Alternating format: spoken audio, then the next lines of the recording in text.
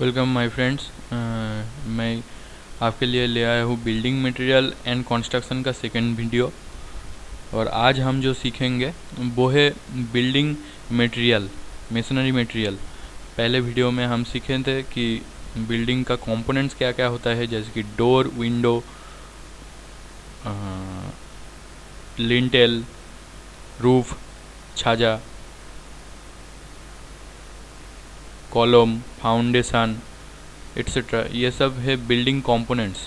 और बिल्डिंग का जो मटेरियल होता है जिसको यूज़ करके बिल्डिंग कंपोनेंट्स बनाया जाता है, या फिर बिल्डिंग कंपोनेंट्स को बनाया जाता है, या फिर बिल्डिंग बनाने के लिए यूज़ होता है, वो सारे मटेरियल्स है बिल्डिंग मटेरियल्स। ठीक है, तो बिल्डिंग मटेरियल्स बेसिकली क्या होता है, बिल्डिंग मटेरियल्स कौन कौन चीज़ बिल्डिंग मटेरियल्स होता है।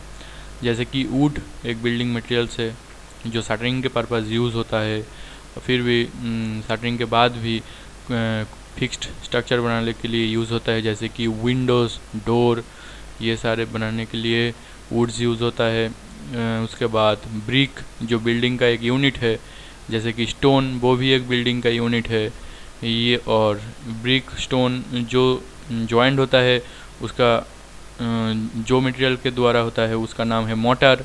जो भी एक जो एक बिल्डिंग मटेरियल है जो सीमेंट और as a binding material and sand as a small aggregate and water का कॉम्पोजिशन से बनता है। ठीक है, कंक्रीट जो सीमेंट सैंड एग्रीगेट का कॉम्पोजिशन से बनता है। ये सारे चीज़ जो है ये सारे बिल्डिंग मटेरियल है, ये सारे मेन बिल्डिंग मटेरियल्स है। ठीक है, और ये सब छोड़ के भी और सारे चीज़ है, जैसे कि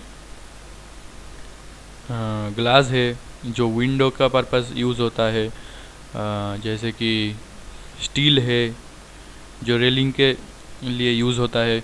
ऐसे बहुत सारी बिल्डिंग मटेरियल्स है, प्लास्टिक, फाइबर, हैन तेन बहुत सारे हैं। ठीक है, तो आज हम वो सारे बिल्डिंग मटेरियल का यूज़, वो कैसे काम करता है और वो कैसे वो उसका एडवांटेज क्या है, डिसएडवांटेज एडवांटेज क्या है, वो सब हम आज जानेंगे। ठीक है, तो चलिए बिल्डिंग मटेरियल और कंस्ट्रक्शन का ये जो वीडियो है ये स्टार्ट करते हैं।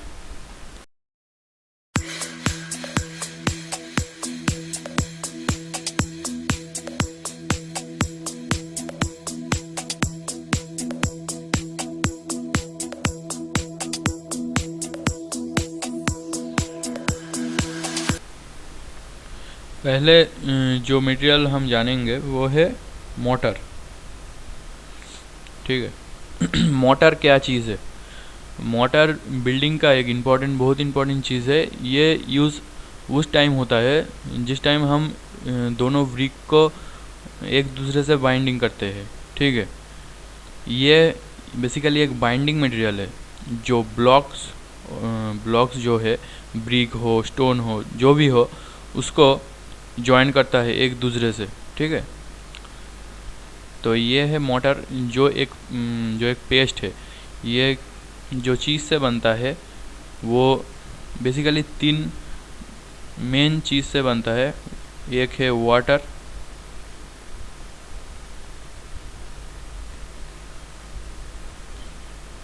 वाटर जो यूज़ होता है वो एज ए एडमिक्सचर यूज़ होता है। और 2 है फाइन एग्रीगेट। ये फाइन एग्रीगेट जो यूज़ करते हैं हम, ये स्ट्रेंथ को, मोटर को जो स्ट्रेंथ है उसको इंक्रीज़ करने के लिए ये यूज़ होता है, फाइन एग्रीगेट।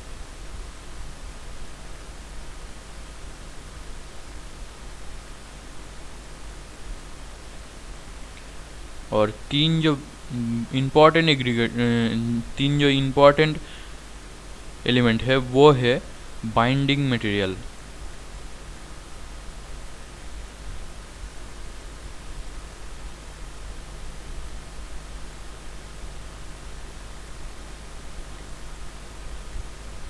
ठीक है, ये 3 बेसिक कंपोनेंट से एक मोटर बनता है। ओके, ठीक है, ये तो समझ में आ गया, मगर यहाँ में भी बहुत फ़र्क है। जैसे कि फाइन एग्रीगेट जो होता है वो बेसिकली सैंड यूज़ होता है फाइन एग्रीगेट पे। और जो बाइंडिंग मटेरियल है वहाँ पे बहुत सारे बाइंडिंग मटेरियल यूज़ होता है, जैसे कि लाइम है, क्ले है,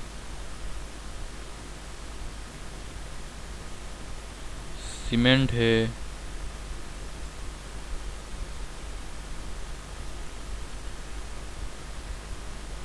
और भी बहुत सारे हैं जैसे कि जिप्सम एटसेट्रा।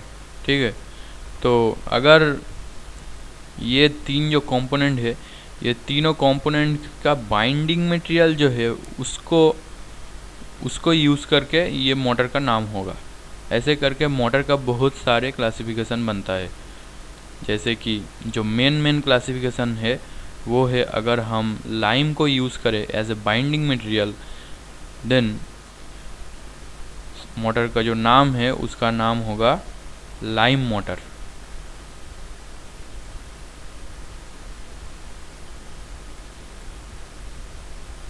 ओके, अगर बाइंडिंग मटेरियल क्ले हुआ तो क्ले मोटर हो जाएगा, अगर सीमेंट हुआ तो सीमेंट मोटर हो गया। ठीक है, ऐसे करके मोटर का क्लासिफिकेशन बनता है। ठीक है, उसके बाद अगर हम दोनों बाइंडिंग मटेरियल को यूज़ करें, जैसे कि लाइम भी यूज़ कर रहे हैं और सीमेंट भी यूज़ कर रहे हैं, तो वो जो मोटर बनता है उसका नाम है कॉम्पोजिट मोटर।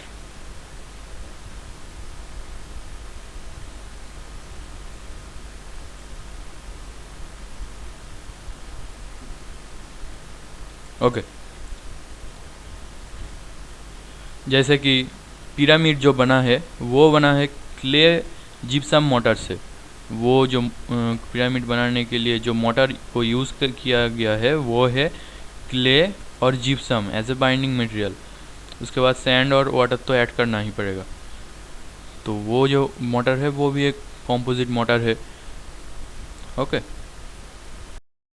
तो फिर जो बेसिकली क्लासिफिकेशन बनता है वो है लाइम मोटर, सीमेंट मोटर और composite motor.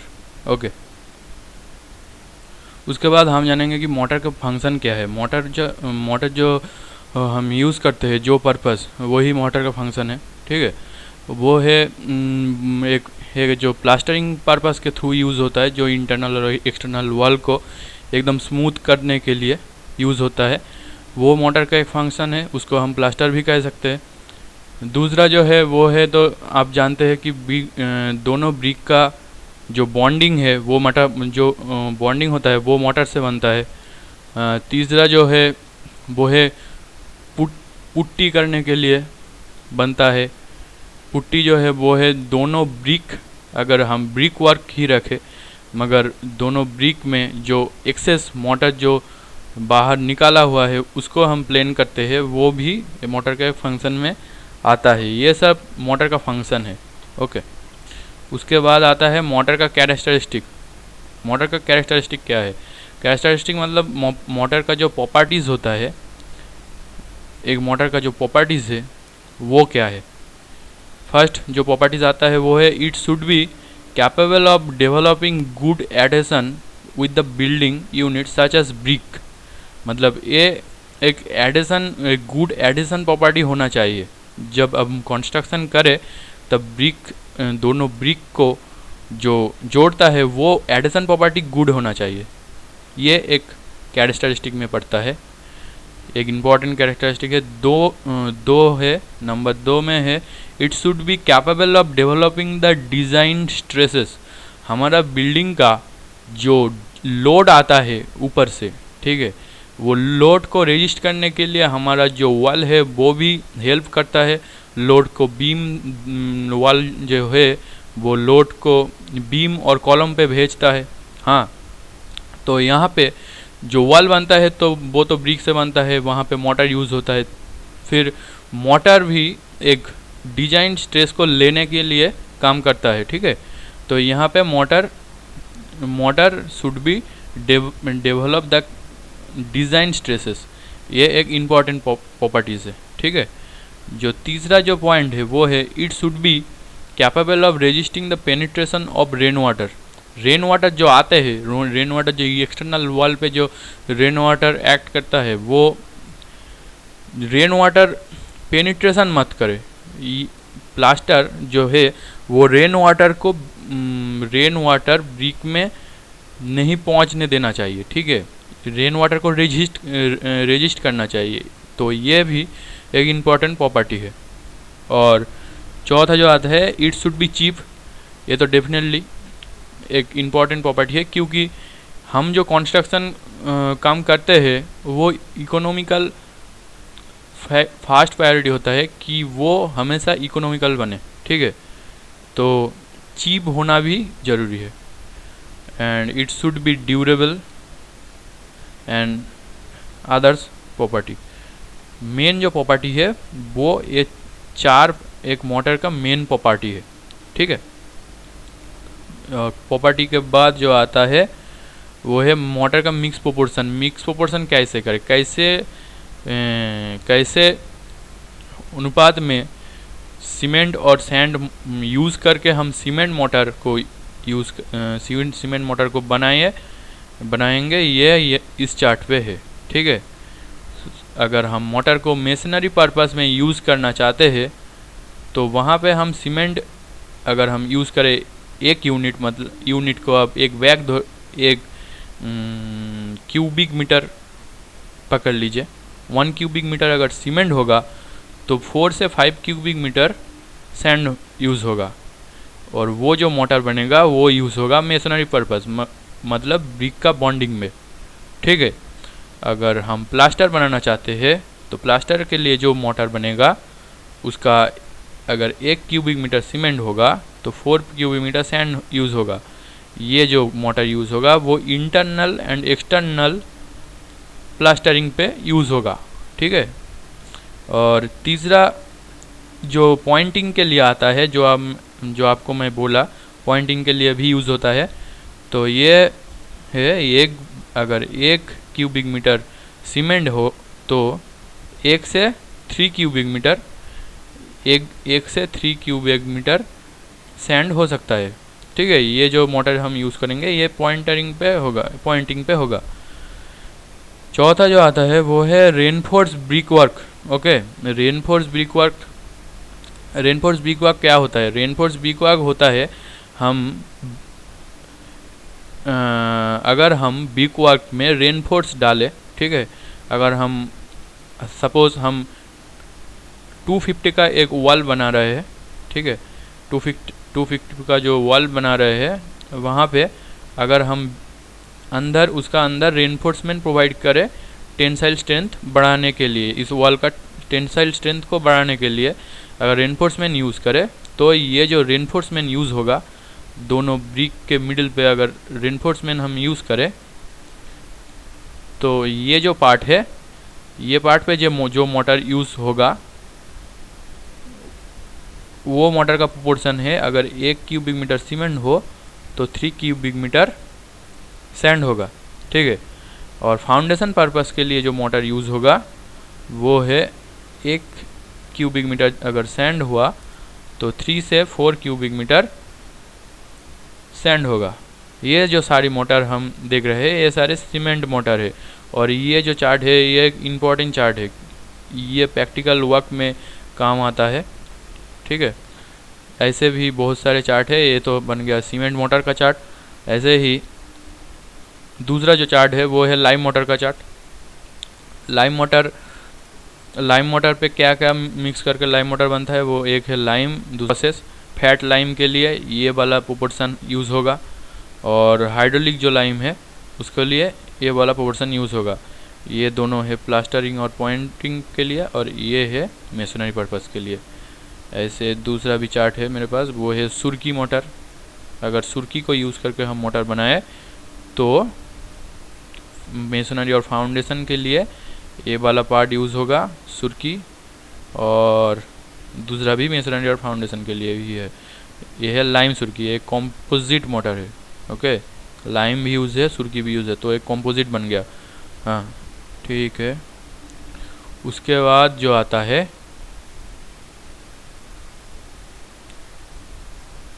Test of mortar. Test mortar के जो टेस्ट है वो टेस्ट है compressive strength of mortar cube, ठीक है। वो टेस्ट का नाम है compressive strength, determine the compressive strength of mortar cube.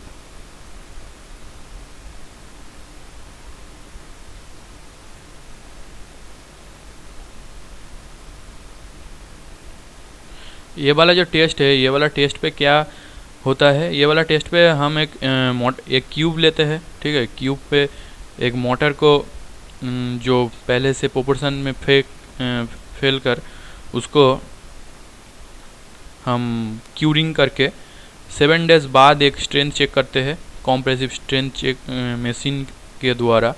वहाँ पे कितना कॉम्प्रेसिव स्ट्रेंथ ले रहा है वो मोल्ड, और वो जो मोल्ड से निकाला हुआ मोटर कितना कॉम्प्रेसिव स्ट्रेंथ ले रहा है। और 28 डेज बाद भी हम एक चेक करते हैं, ठीक है। और वो जो रिज़ल्ट आता है वही compressive strength test of mortar का रिज़ल्ट है। ये वाला जो टेस्ट है ये मोटर को टेस्ट करने के लिए यूज़ होता है। उसके बाद जो आता है मोटर के बाद वो है ब्रिक। हम मोटर के बारे में वो सब कुछ जान लिया है जो हमारे सिलेबस पर है। अब हम ब्रिक को समझेंगे। ब्रिक क्या है? ब्रिक बेसिकली एक बिल्डिंग बनाने के लिए, कंस्ट्रक्शन करने के लिए एक यूनिट है। फिर ब्रिक क्या है? ब्रिक जो है वो एक ब्लॉक है जो बिल्डिंग बनाने में यूज़ होता है, ठीक है। और ब्रिक का जो दोनों जो बेसिक पार्ट है, एक ब्रिक दोनों जो बेसिक क्लासिफिकेशन है ब्रिक का, वो एक जो है वो है कॉन्वेंशनल ब्रिक, ठीक है। एक है कॉन्वेंशनल ब्रिक जो ट्रेडिशनल यूज़ होता है, इसको ट्रेडिशनल ब्रिक भी कहते हैं, ठीक है। और दो जो स्टैंडर्ड जो इंजीनियरिंग वर्क के लिए जो ब्रिक यूज़ होता है वो है मॉड्यूलर ब्रिक। और दोनों ये जो ब्रिक है, कॉन्वेंशनल ब्रिक का बहुत सारे डायमेंशन होता है, ठीक है। और मॉड्यूलर ब्रिक का जो डायमेंशन होता है वो अकॉर्डिंग टू वर्क, जो वर्क हम कर रहे हैं इसके लिए कौन सा डायमेंशन का ब्रिक सूटेबल है, वो है मॉड्यूलर ब्रिक का डायमेंशन।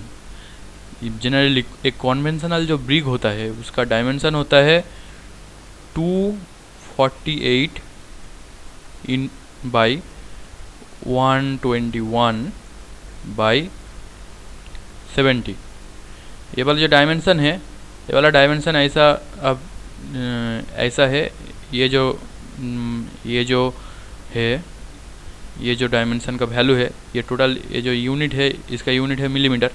और ये जो वैल्यू है, ये पहला वैल्यू है हॉरिजेंटल, दूसरा जो वैल्यू है वो है वर्टिकल, तीसरा जो वैल्यू है वो है हाइट, ओके, वो है हाइट। तो अब ऐसे अगर मैं ड्राइंग करूँ तो डायमेंशन ऐसा आएगा। ये एक कॉन्वेंशनल ब्रिक का ड्राइंग कर रहा हूँ।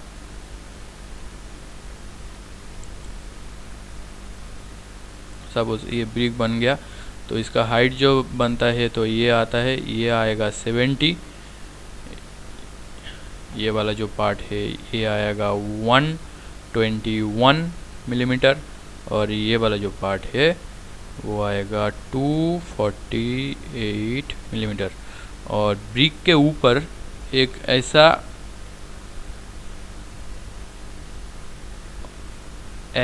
एक पार्ट होता है, यहाँ पे कंपनी का नाम लिखा हुआ होता है, ठीक है। कंपनी का नाम लिखा हुआ होता है। ये वाला जो पार्ट है इसको हम फ्रॉग कहते हैं। ये वाला पार्ट फ्रॉग है। ये फ्रॉग किस लिए प्रोवाइड करना होता है? ये फ्रॉग जो होता है, यहाँ पे अगर हम मोटर को ब्रिक ज्वाइन करते हैं, दोनों ब्रिक ज्वाइन करते हैं मोटर से, तो मोटर से ये बहुत ज़्यादा फ्रिक्शन, मोटर से ज्वाइन होने के बाद ये बहुत फ्रिक्शन के लिए स्टे करेगा, स्टेबल करेगा, इसलिए ये वाला पार्ट फ्रॉग बनाना होता है, ठीक है।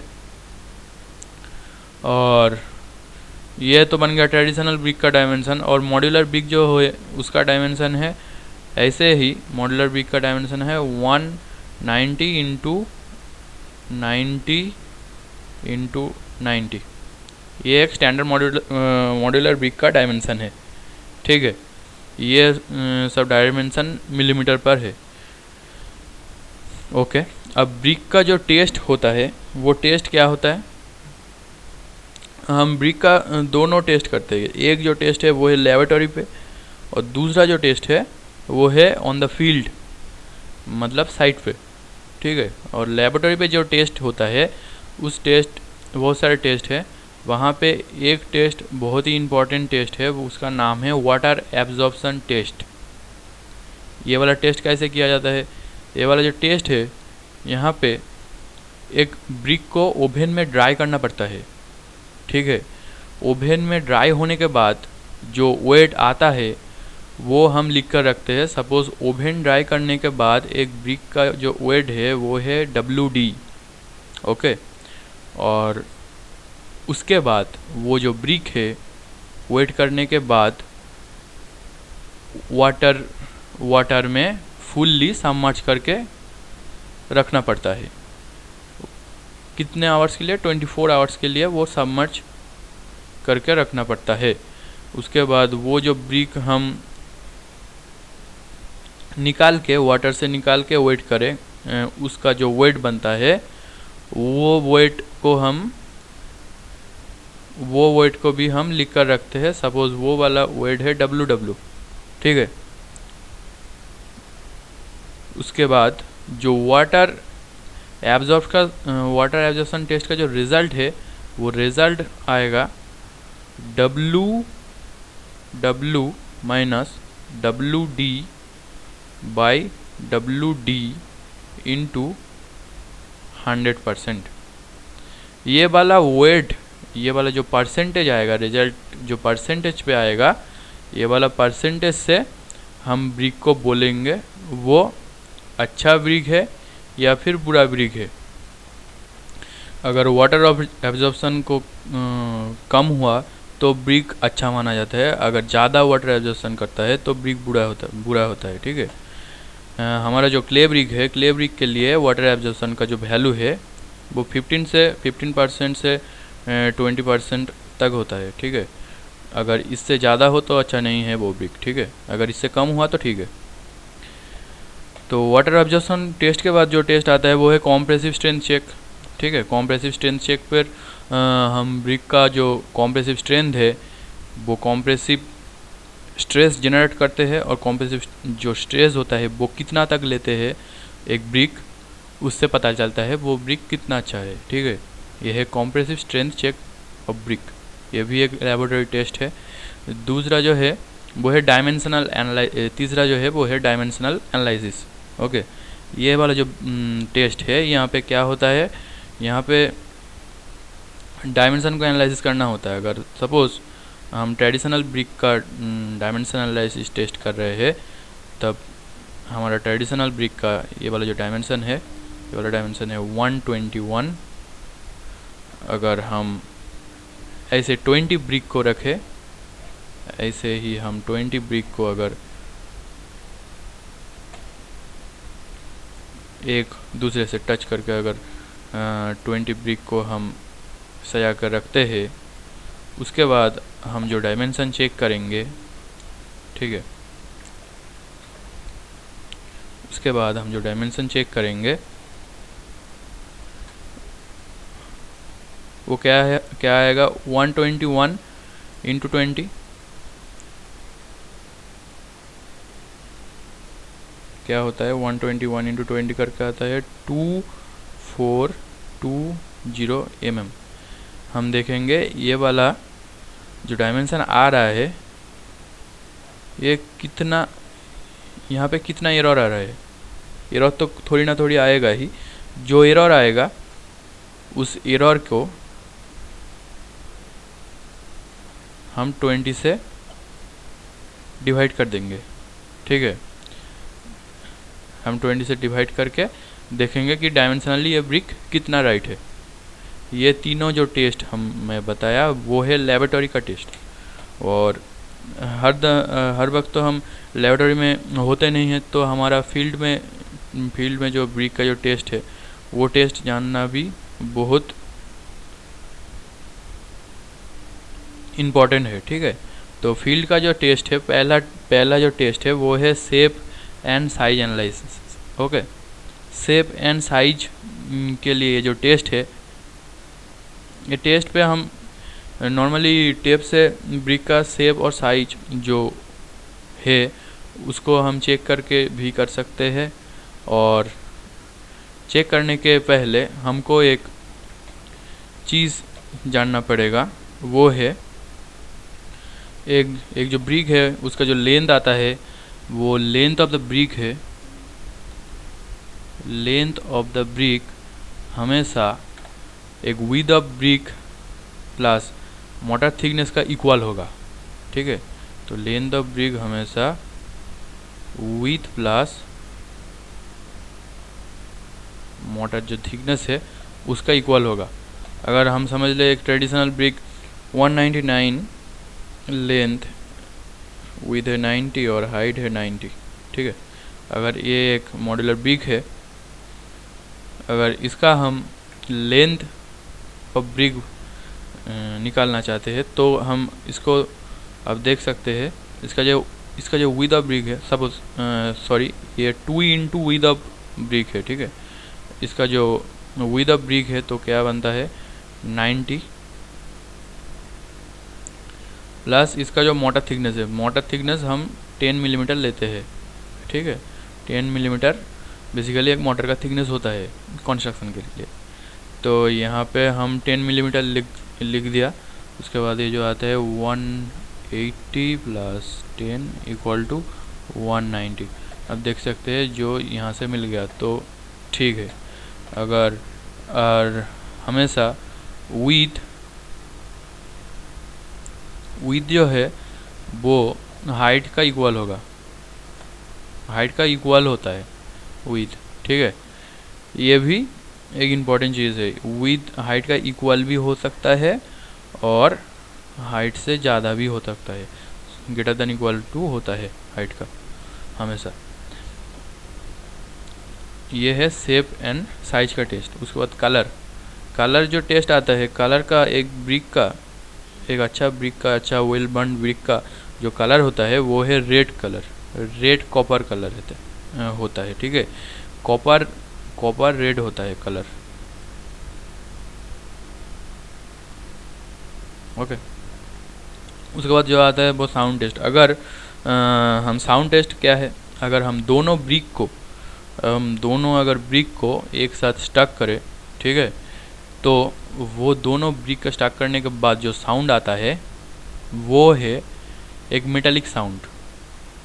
अगर वो साउंड मेटालिक हुआ तो फिर वो ब्रिक अच्छा ब्रिक माना जाएगा।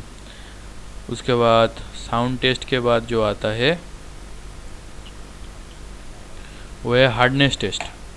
हार्डनेस टेस्ट पे अगर ये टेस्ट कैसे किया जाता है, अगर हम हमारे नेल से अगर एक ब्रिक पे स्क्रैच करने की कोशिश करें तो उस ब्रिक के ऊपर अगर कोई नेल का स्क्रैच नहीं आया, ठीक है, तो उसका हार्डनेस अच्छा होगा, तो फिर वो ब्रिक कंस्ट्रक्शन के लिए अच्छा है। उसके बाद जो टेस्ट आता है वो आता है स्ट्रेंथ टेस्ट। अगर हम 1 मीटर की डिस्टेंस से एक ब्रिक को ग्राउंड पे फ्री फॉल कराए तो अगर वो ब्रिक अगर नीचे आकर नहीं टूटा तो फिर वो जो ब्रिक है उसका स्ट्रेंथ अच्छा माना जाता है, ठीक है। ये सारे जो टेस्ट है ये ब्रिक का टेस्ट है। टेस्ट के बाद जो आता है, हाँ, आप एक चीज़ भी आप देख सकते हैं कि ये जो टेस्ट होता है ये टेस्ट का अकॉर्डिंग ही हम ब्रिक का क्लासिफिकेशन करते हैं, ठीक है। अगर शेप साइज अगर अच्छा नहीं हुआ तो वो ब्रिक सेकंड क्लास ब्रिक पे पड़ जाएगा, ठीक है। अगर कलर कॉपर रेड नहीं हुआ, अगर कलर अगर येलो हुआ तो वो सेकंड क्लास ब्रिक हो जाएगा। अगर नेल का स्क्रैच आया तो सेकंड क्लास ब्रिक हो जाएगा, ठीक है। और साउंड अगर मेटालिक नहीं हुआ, ठीक है, अगर डल साउंड आया तो वो सेकंड क्लास ब्रिक पे पड़ता है, ठीक है। अगर 1 मीटर एबव से ब्रिक को छोड़ा, अगर क्रैक हो गया तो वो सेकंड क्लास ब्रिक पे हो जाता है। ऐसे करके ब्रिक का जो प्रॉपर्टीज़, ये जो सारे टेस्ट है ये प्रॉपर्टीज़ में भी पड़ जाता है।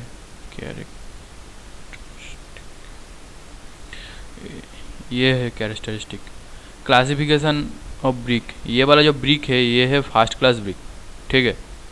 फर्स्ट क्लास ब्रिक को तुम देखो, ये जो कैरेक्टरिस्टिक है, एक है यह डीप रेड होगा, ठीक है, कॉपर कलर होगा। हाँ, दूसरा जो पार्ट है वो है surface should be smooth and rectangular. Surface जो होगा, ब्रिक का जो सरफेस होगा, फर्स्ट क्लास ब्रिक का जो सरफेस होगा वो स्मूथ होगा और प्रॉपर रेक्टेंगुलर शेप पे होगा, ठीक है। एंड पैरेलल होगा, ये शार्प होगा, ठीक है। स्ट्रेट एज होगा, एज जो है वो स्ट्रेट होगा। स्क्वायर कॉर्नर होगा, ये वाला जो साइज पे आता है जैसे मैं बोला। और ये वाला जो आप देखो, no impression should be left on the brick while scratch made by a finger nail. कोई भी इम्प्रेशन नहीं आएगा अगर तुम फिंगर नेल से स्क्रैच करो। तो ये भी आप देख सकते हैं कि ये एक टेस्ट है, टेस्ट जहाँ से ये प्रॉपर्टीज़ आया है, ब्रिक का कैरेक्टरिस्टिक जो आया है यहाँ से, ठीक है। और ये देखो, ये जो वाटर एब्जॉर्प्शन टेस्ट के थ्रू हम ब्रिक का जो प्रॉपर्टीज़ बोल रहे हैं वो है water absorption should be 12 to 15% and it's 12 to 15% होगा वाटर एब्जॉर्प्शन टेस्ट 24 आवर्स। जब वाटर पे इमर्स करके रखा हुआ होगा, वो जो ड्राई वेट है उसका 12 to 15% ज़्यादा होगा, ठीक है। अब ये भी देख सकते हैं कि मेटालिक और ringing sound should be come when two bricks are stuck against each other. ये सब आप देख सकते हैं कि ये मैंने बताया कि ये ब्रिक का टेस्ट है, यहाँ से ये वाला कैरेक्टरिस्टिक भी बनता है। तो ये वाला जो आप देखें, अब ये है फर्स्ट क्लास ब्रिक का कैरेक्टरिस्टिक, ओके। ये फर्स्ट क्लास ब्रिक का ये सारे कैरेक्टरिस्टिक है। अब सेकेंड क्लास ब्रिक का आप देखोगे तो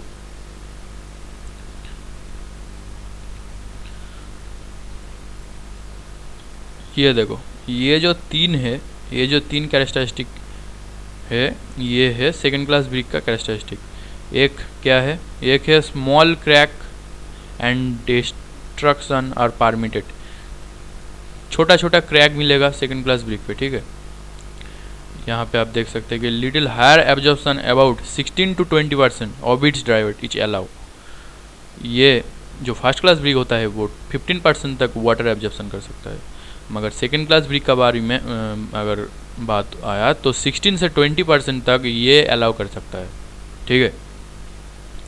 अब तीन थर्ड जो पॉइंट है वो है crushing strength should not be less than 7 Newton पर मिलीमीटर स्क्वायर, ठीक है। यहाँ पे आप फर्स्ट क्लास ब्रिक का जो क्रशिंग स्ट्रेंथ आप देखेंगे वहाँ पे आएगा 10 होगा, यहाँ पे नहीं है वो, मगर वो है 10 न्यूटन पर मिलीमीटर स्क्वायर।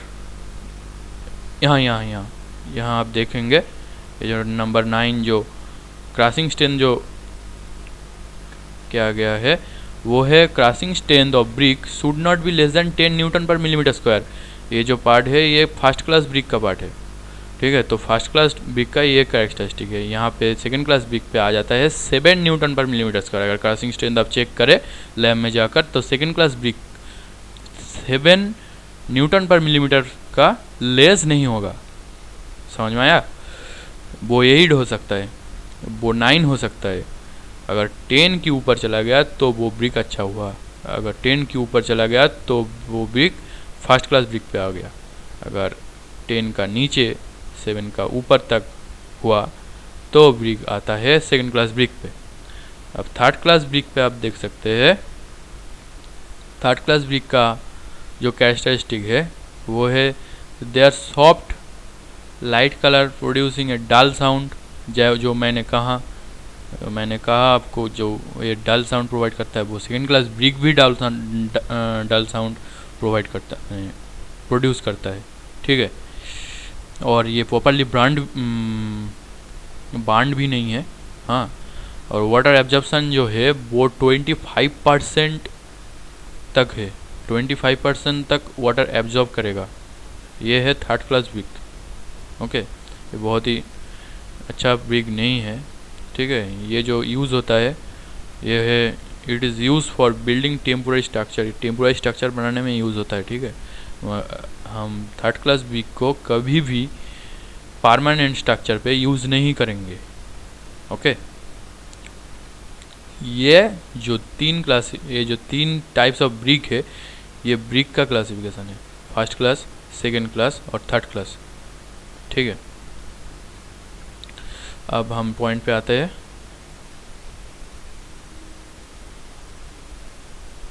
कॉम्पोजिशन ऑफ जो ब्रिक है, जो हमारा नेक्स्ट पॉइंट है, वो है एक गुड जो ब्रिक है, एक अच्छा ब्रिक बनाने के लिए हमारा जो जो इंग्रेडिएंट लगता है, ठीक है, वो इंग्रेडिएंट में सबसे ज़्यादा जो यूज़ होता है वो है सिलिका। सिलिका सॉइल से ही आता है, ठीक है, सॉइल से आता है। एलुमिनिया, वो भी सॉइल से आता है। उसके बाद ये जो दोनों इंग्रेडिएंट है, ये दोनों है मेन इंग्रेडिएंट, ठीक है। उसके बाद आता है 10% जो यूज़ होता है वो है लाइम, ये भी एक मेन इंग्रेडिएंट में पड़ता है। उसके बाद आता है मैग्नीशिया। मैग्नीशिया बहुत ही कम यूज़ होता है, पॉइंट पे है। और उसके बाद आता है फेरिक ऑक्साइड, जो <7 होता है। कुछ दौरान आता है <20%। एल्काइल्स जो है वो होता है 10% का कम, ठीक है। कार्बन डाइऑक्साइड वो भी बहुत कम होता है। कार्बन डाइऑक्साइड, सल्फर, ये जो वाटर, ये जो 3 इंग्रेडिएंट है वो बहुत ही कम होता है, 2%, ठीक है। ये तीनों मिला के 2% होता है। ये एक ब्रिक मटेरियल है जो एक ब्रिक को बनाने के दौरान यूज़ होता है, ठीक है। एक तो फिर मेरा ये सेशन ब्रिक तक ही होगा। अगला सेशन पे हम वुड को जानेंगे, wood as a building material क्या काम करता है, और भी बहुत सारे जो बिल्डिंग मटेरियल है, जैसे कि हमारा ये वाला पार्ट हो गया, हाँ। उसके बाद नेक्स्ट सेशन पे हम जानेंगे टिम्बर, और टिम्बर बेस्ड मटेरियल जो होता है जैसे कि वुड, तो मिसलेनियस मटेरियल जो ग्लास है, प्लास्टिक है, फाइबर है, एलुमिनियम है, स्टील है, गैल्वेनाइज आयरन है, ये सब हम जानेंगे। ये बिल्डिंग मटेरियल कहाँ कहाँ यूज़ होता है और इसका यूज़ क्या है और इसका एडवांटेजेस क्या है, ये सब जानेंगे, ठीक है। तो थैंक यू। अगर आपको कोई भी क्वेश्चन हो तो मुझे कमेंट पे लिखिए, मैं उसका आंसर दूंगा। Thank you.